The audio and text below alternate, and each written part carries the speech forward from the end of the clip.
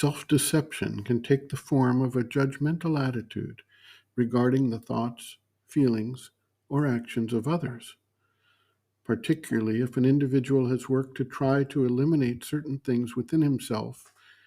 He has a very close relationship to those things.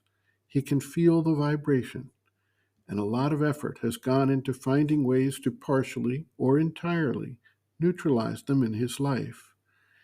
He may have succeeded for the most part in doing so, yet can still recognize and understand these vibratory patterns when they arise in others around him.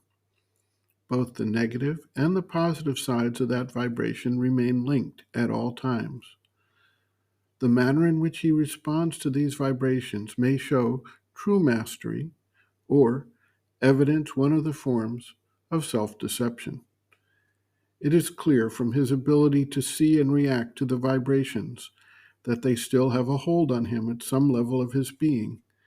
He is not above them and free. In fact, the ability to respond to the vibration may show that he is still indulging that movement at some level or in some part of his being.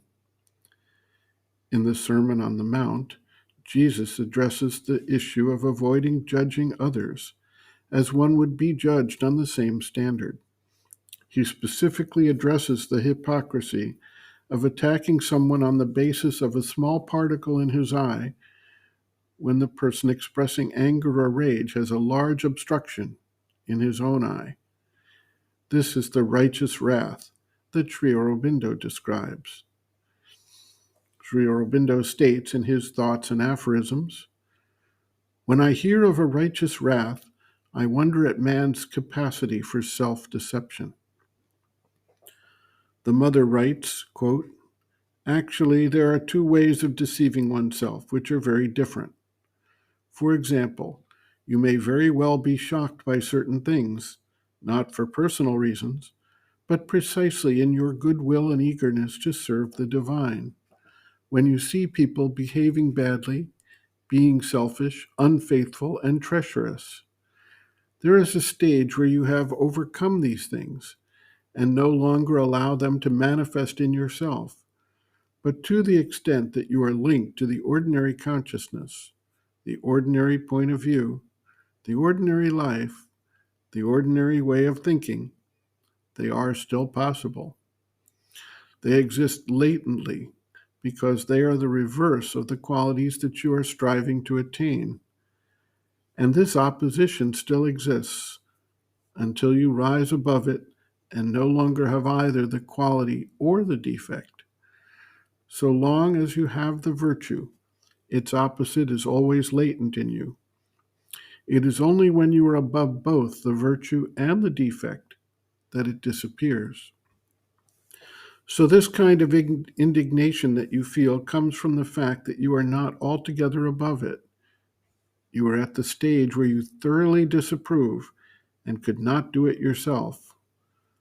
Up to that point, there is nothing to say unless you give a violent outer expression to your indignation.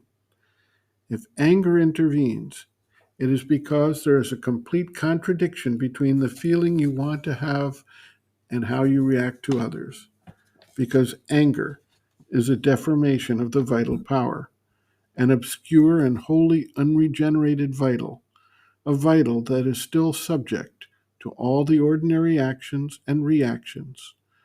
When this vital power is used by an ignorant and egoistic individual, and this will meets with opposition from other individual wills around it, this power, under the pressure of opposition, changes into anger and tries to obtain by violence what cannot be achieved solely by the pressure of the force itself. Besides, anger, like every other kind of violence, is always a sign of weakness, impotence, and incapacity. And here, self-deception comes solely from the approval given to it or the flattering epithet attached to it, because anger can only be something blind, ignorant, and asuric, – that is to say, contrary to the light. but this is still the best case. End quote.